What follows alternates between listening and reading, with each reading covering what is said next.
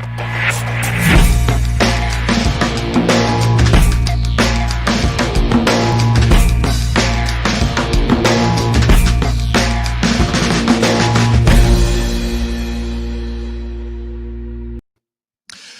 everybody. Welcome to Daily Distinction. It is Wednesday, hump day, as they say, but as the days kind of run together, it seems like.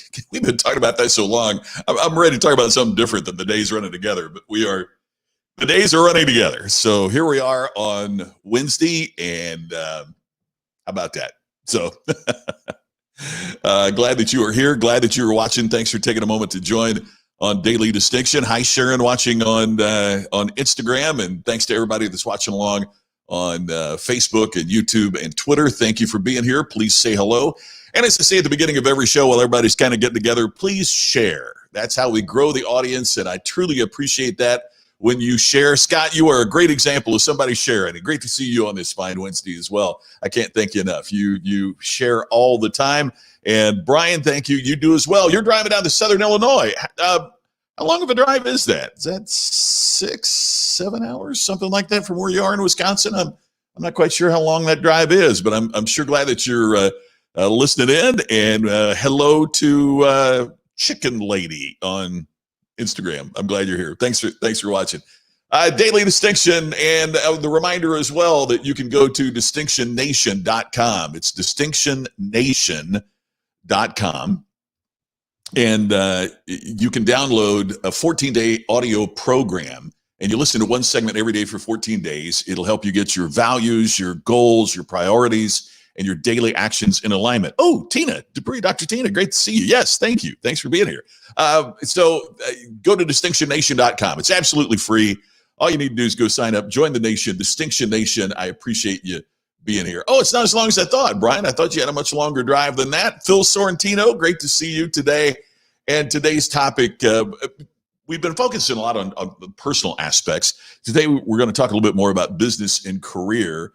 And as we focus on business and career, one of the things I think it's really true about what we learn to have a successful business is that many, many, many of the same principles that make you successful in business also make you successful in your personal life. It might make you successful in your career, but it's also going to make you successful at home. If you improve your ability to communicate with customers, there are aspects of that you can naturally take and help you communicate more effectively with the people in your personal life.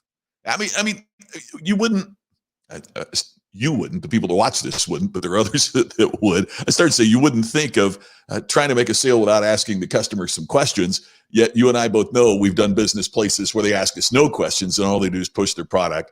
And that's ridiculous, right? A sophisticated, accomplished salesperson, whatever it is that you're selling, is going to want to know more about the customer, is going to want to ask questions, going to want to learn more.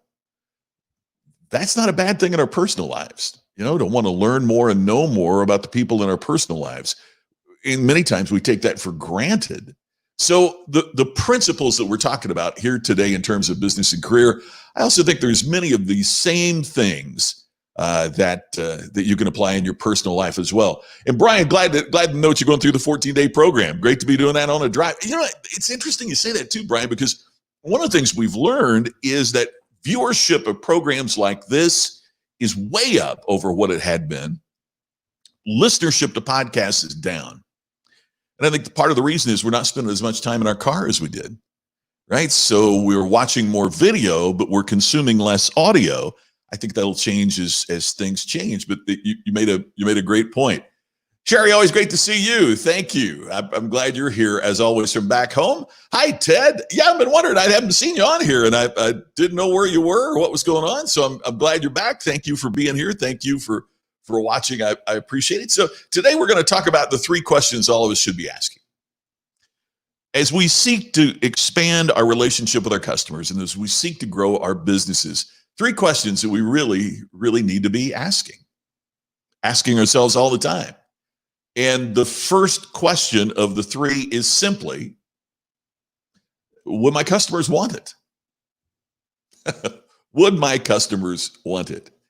Just because we can do it doesn't necessarily mean our customers would want it. I mean, having handmade lattes might be really great if you are in a business where customers have to sit in a waiting room. For example, wouldn't it be cool at a car dealership if they looked at the time that the most customers are there in the service department and we're waiting for their cars to be fixed, and they had somebody doing lattes, making a coffee exactly the way that you want it in the service department of an automobile dealership. That would be really cool. But if you own a funeral home, having somebody there making lattes might not be exactly what your customers would want. Could you do it? Well, of course you could do it. Would your customers really want it? Doubtful. I mean, don't get me wrong. They might like a nice coffee pot, and that. I've written before about the funeral home in my hometown. Sherry was on here. I mentioned earlier, it's from my hometown, the Adams Funeral Home. And if you want to go see the way to run a business, man, it's just incredible how they run that business. And it is remarkable because think about the business that they're in. They're in the funeral business. And I've had the situation of being involved with them, being on the planning for, my first wife's funeral, my grandmother's funeral, and things there. And I got to tell you, you always go away thinking it was an incredible customer experience at a funeral home because of how they take care of you and having your little private room off to the side where there's always, it's interesting too, isn't it? Because as customers, all of our senses are activated. And like even the coffee pot in the family room gives it a homey kind of feel. Everything that they do is geared around making you as comfortable and as cared for as you could possibly be in one of the most difficult situations of your life. So is it possible to create this great experience for your customers in a funeral home? Yeah, absolutely. If they can do it at a funeral home, who are any of us to say, well, you don't understand. It's not really important in our business. You can't do it. You can do it in every business. You can do it in any business. You should be doing it in every business. And they do it at a funeral home. So one of the questions we need to begin asking is simply this: would my customers want it? Is this something that would add value to the relationship that I have with customers? Now, one point I really want to emphasize here. It's easy to pass this and the other two questions off as something that the company needs to decide. So some of you, Ted, for example, some of you on here I know are entrepreneurs. You have a business. So you would be the person deciding if the organization would do this. But you could be a salesperson working a territory and you can ask this about your specific customers. Don't abdicate this to the company. Take personal responsibility and think about this to be able to improve your selling skills and your selling ability or the whatever you're doing in your business. This is a fundamental question that you can be asking about: would my customers want it? Is this something that my customers that I deal with would want in the course of business? Nancy, always great seeing you. Thank you. I appreciate you watching on the weekends with the Ken and Glenn show with a guy named Scott. Thank you for being here today. I hope you find this of value. So there's question number one. Would my customers want it? Very good. Next, is it possible for me to provide it? Is it possible for me to provide it? So I promise all of my customers would love a new Lamborghini. Would my customers want it? And the answer is, you betcha. Is it possible for me to provide it? No way. I mean, I can't even provide it for me. I can't be out there providing it for customers. I can't, but I mean, we have to ask ourselves reasonably, is this something that's possible for me to provide? What would your customers want? For example, could I do lattes for every client? Well, in my business, no. But could I send a gift card for a special latte to my clients? Yes. So First off, will your customers want it? And then is it possible for me to provide it? And is it possible for me to provide it in a reasonable way? I can't ruin my profitability, but I can enhance my business. Ted, yeah, you get a car and you get a car. Well, even she wasn't handing out Lamborghinis, right? I mean, she was handing out other cars, but yeah, Oprah could do that. Scott can't. I promise you that. Yeah, and you can inspire their desires. That's a great point, Nancy. You're exactly right. Is that part of if your customers want it and you're not able to provide it, maybe there are ways that you can talk about how you can help your customers get it. And let's face it, there might be some things that you provide for some customers that you wouldn't provide for others. You know, in my business, if we have a significant contract and we're working a lot together, that certainly incentivizes me to provide more than a customer that does a one-off. You may be in a similar situation. When I talk about the ultimate customer experience, people say, do you deliver that for every customer? And the answer is a qualified maybe. Every customer should receive a superior, extraordinary customer experience. We're in a world today that is so hyper-competitive and so challenging that every customer has to receive a superior customer experience. But your best customers need to receive an ultimate customer experience. Now, some of the basic principles of a great customer experience are also things you have to do to deliver the ultimate customer experience. We're getting ready to release, we partnered with a research firm. Very fortunate to get the opportunity to partner with a globally respected research firm. And we did, you know, the kind of statistically valid research that they would put on the front page of the New York Times. It's that quality of research, trying to ascertain, why do customers pick one supplier, provider, vendor over another? What are the key points? And one of the things that we found was that, believe it or not, what was ranked as highly as anything is how friendly are you to deal with. More important than the brand of the company that you work for, customers value, are you friendly to deal with? Isn't that interesting? When you think about how many millions, maybe billions of dollars that organizations spend on brand image, and the research shows that we place a higher priority on, are they friendly? Right? I mean, are they friendly? I was posting yesterday about United Airlines, and as you know, they're a client of mine. And one of the things in that is that, you know, they call themselves Fly the Friendly Skies. Well, that means when you get on a plane, they better be friendlier than Delta and American and everything else. Because if they aren't, then there's a disconnection between the promise and the performance. So what we have to do is to make certain that the product promise that we're making through our marketing, through our sales presentations, that the promise that we are making in our communication, that the performance that's delivered is congruent with the promise that's made. And part of the problem that and it's part of what I talk about in the book, Iconic, part of the challenge that we get into is the people making the promises aren't the ones that are responsible for the performance. You hire an ad agency or a marketing firm, and they come up with all the promises that the brand is making, and the people who have to deliver on that promise are never a part of that conversation, don't get adequately educated and trained, and then therefore we got this big disconnection. So is it possible for you to provide it? It's a much deeper question than you might think at the beginning. It might be possible for you to promise it, but is it possible for you to deliver upon it? Those are two very different things. Let's catch up here. Yeah, own the difference and be in service. That's right, Nancy. That's what my research and study for the last 15 years has been based on. Is, you know, what makes a difference in today's competitive marketplace. Hey, Curtis in Twin Falls today. Yeah, and there you go. In terms of rarely seeing your customers, part of what we have to understand is now in today's world, a lot of this is not done face to face. It's done, you know, online through calls like this. It is done through the messages that we leave, how we compose emails. All of that is extraordinarily important.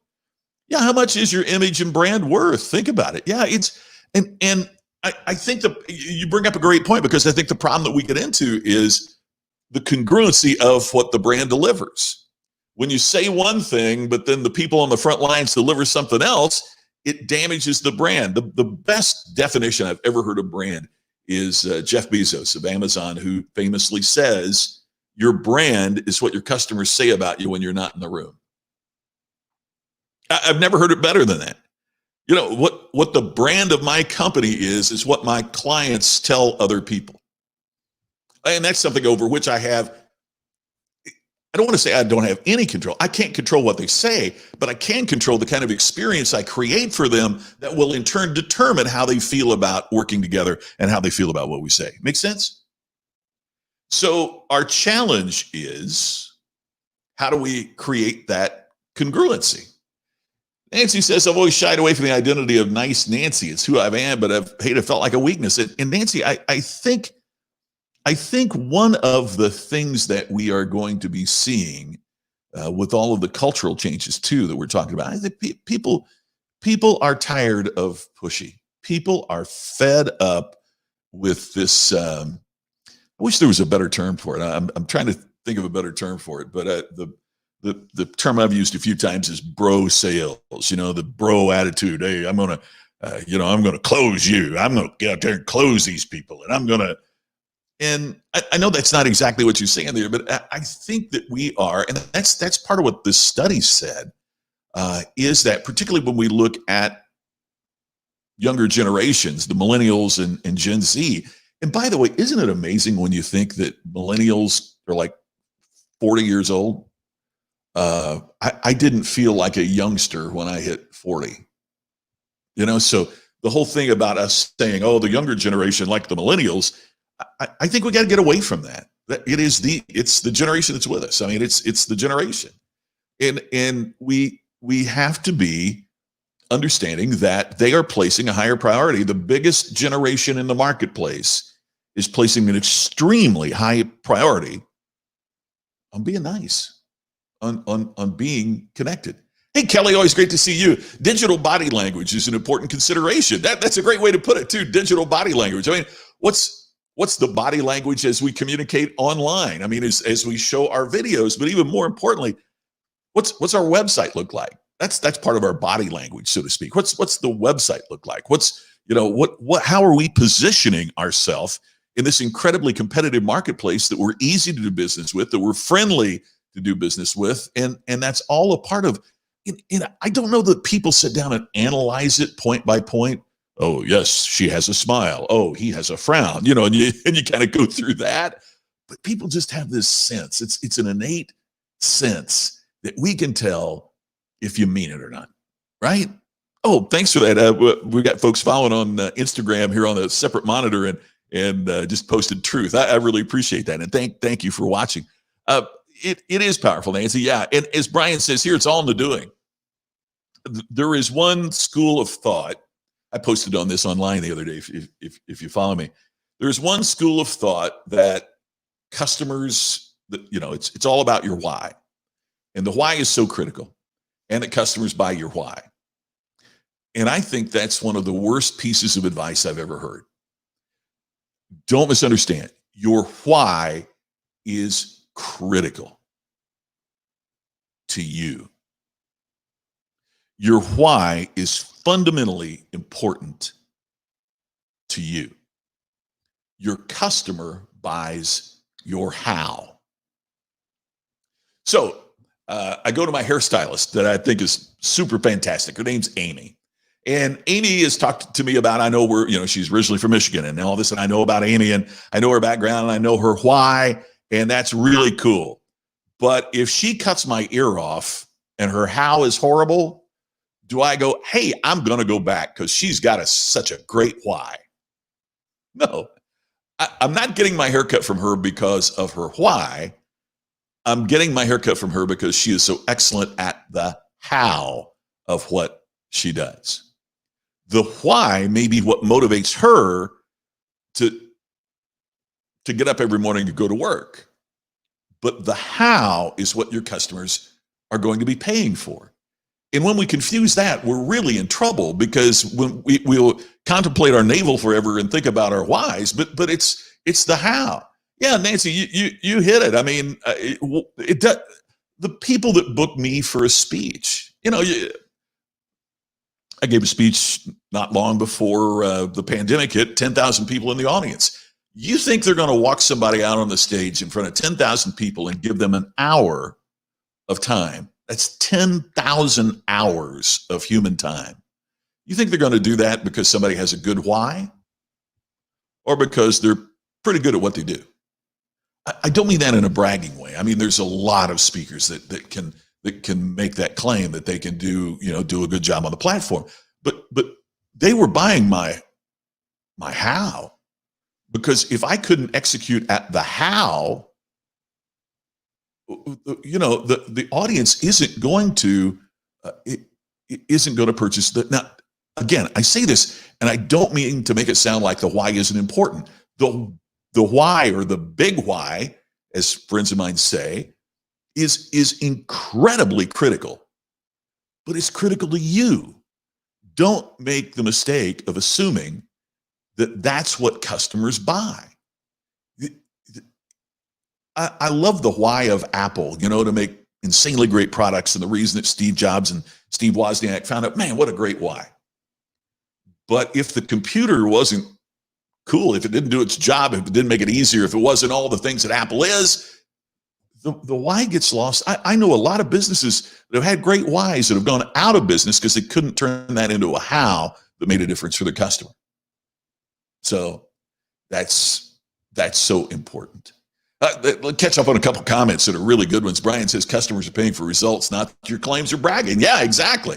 They're buying it for the results that they can get from the product, not the bragging that you're doing about it. And Kelly, truer words were never spoken. There's inauthenticity. My tang got tangled there. Inauthenticity, especially in today's world.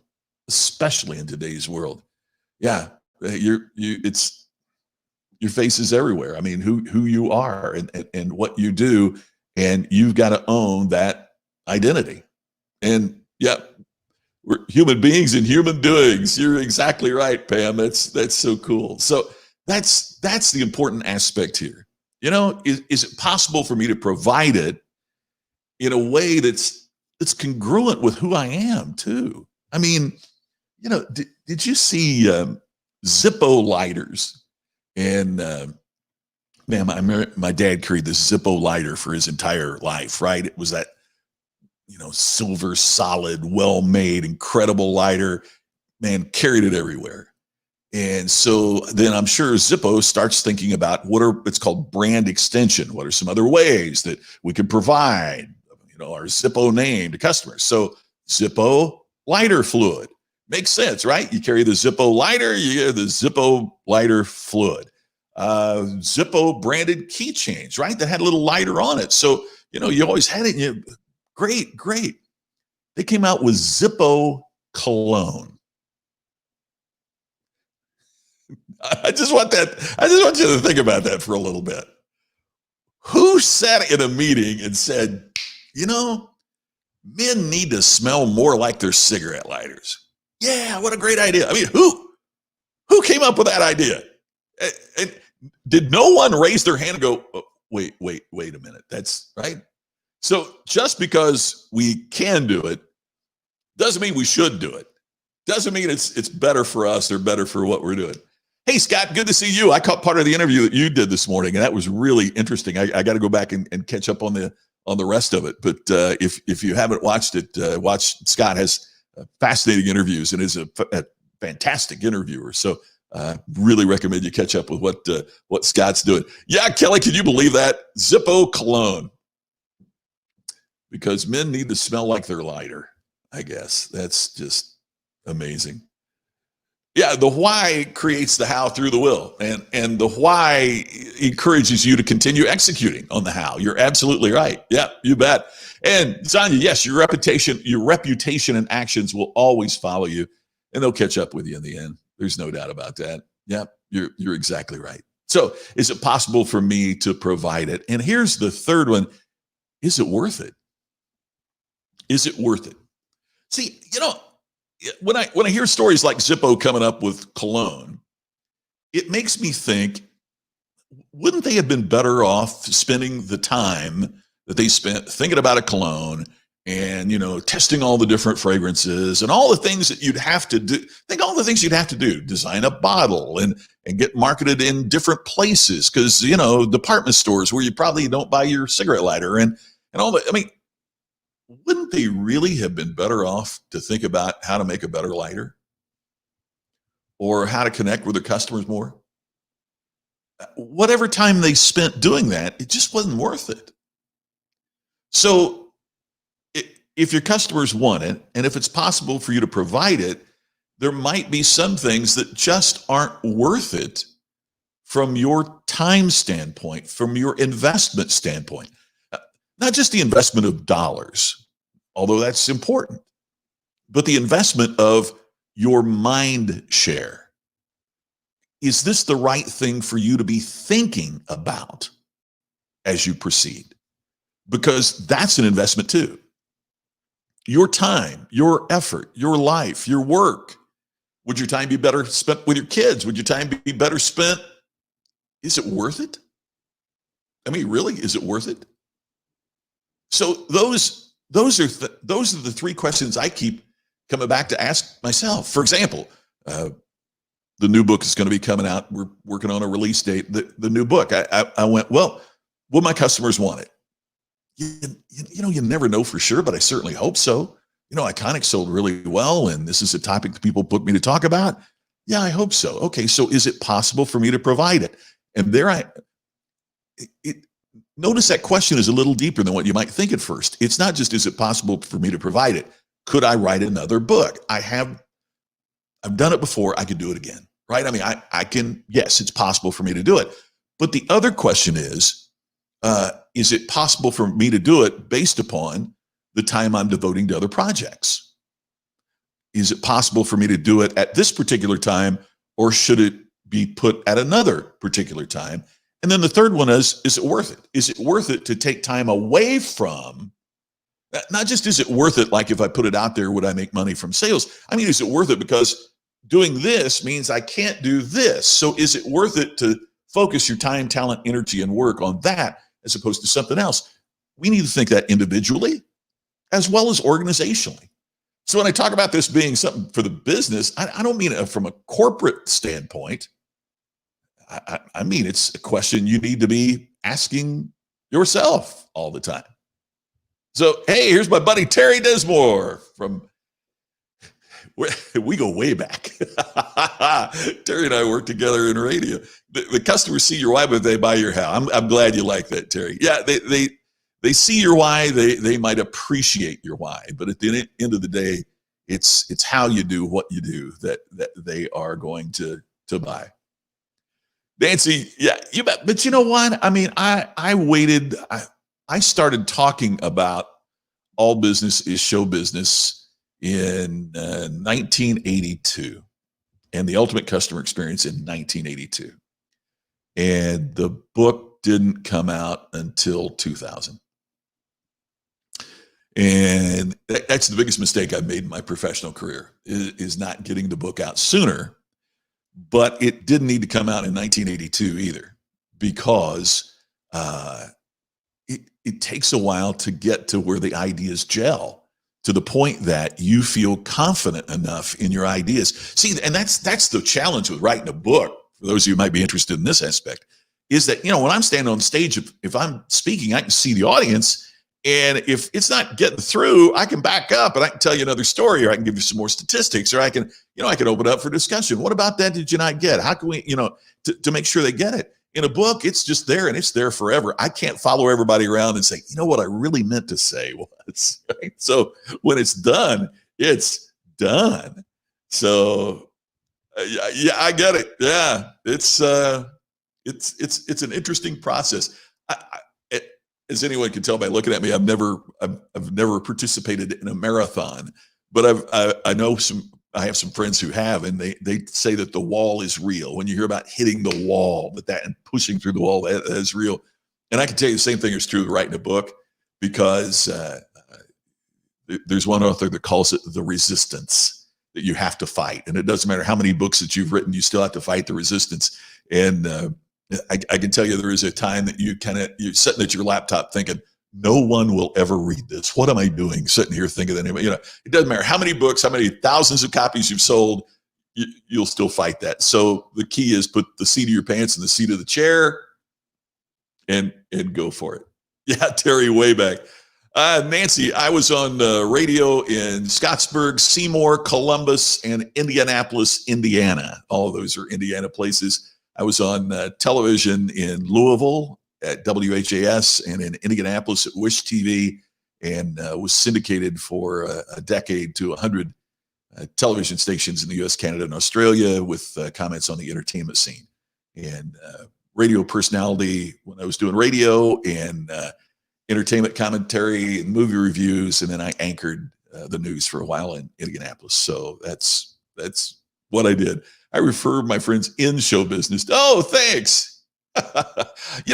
Terry, it's so funny. I mean, folks with the background that we have kind of go, well, of course it is. When I say all business is show business, they go, yeah, but I have, it's not as bad now as it was when the book first came out, but I still have people go, I'm not in show business. We sell widgets.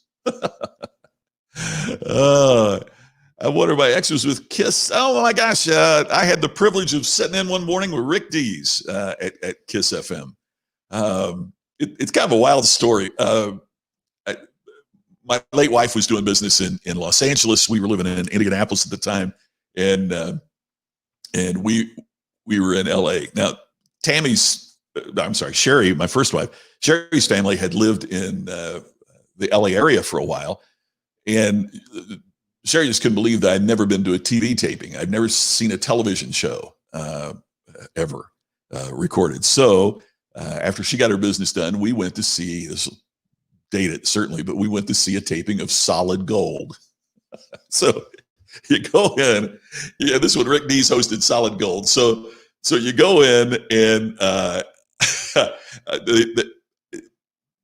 Sherry and I had full sets of teeth, so they put us on the front row. So we're on the front row, and you don't know who's performing, right? You're just going to go see this. And so they say, hey, everybody, we're really happy. The first group that you're going to hear that we're taping today on Solid Gold, here they are, the Oak Ridge Boys. Well, I've known the Oak Ridge Boys since I was 14, and they come up and they go, I can hear them talking through the mic going, see that guy in the front row? Gosh, that could be Scott McCain's twin. And I went, no, guys, it's me. Well, anyway, so they jump off the stage, they hug me, we're all talking. Well, Rick Dees sees this. So we come over and we start talking. I was more nervous to meet Rick Dees than if the president of the United States would have been there, because I worked for so long as a disc jockey, and I just think he was amazing. Well, and what was also just a total coincidence, his father-in-law had told him about me, because his father-in-law was a banker in Indiana that had just booked me to speak for the Community Bankers Association of Indiana. And he went, are you the guy that tells us? Yeah, well, anyway, he said, well, come sit in with me tomorrow. I'd love, so I got to sit with him for a morning at Kiss FM, and he got him to offer me a weekend gig there. But at that point I had to decide, was I going to follow radio or was I going to follow speaking? And speaking was where I wanted to be. The other crazy thing is that the person that became his sidekick, Ellen Kay, is who took my place when I left radio in Indiana. So I knew Ellen from her first radio job. So there you go. Oh, you're kidding. Oh my gosh. That is so wild. Well, Julie is from Indianapolis. And so that's our Rick Dees story. Yes, I know. There you go. Hey, thank you, Pam. I miss television. I miss being on. This is kind of my way of doing that, in a way, to get back at that. So, well, let's just recap here. We're going a couple minutes over. So let's just recap the 3 questions we should all be asking. Number 1, would my customers want it? Number 2, is it possible for me to provide it? And 3rd, is it worth it in terms of what the return I can get and the investment that I need to make financially, but even more importantly, my time and talent and interest and attention? If you can answer yes to all 3, get on with it. Get started. Make it happen. All right, everybody, that does it for today. I really appreciate you tuning in. Thank you. It means the world to me. My favorite half hour of the day, as I say every day. Thank you for subscribing and for sharing and for watching. And I look forward to talking to you again tomorrow on Daily Distinction.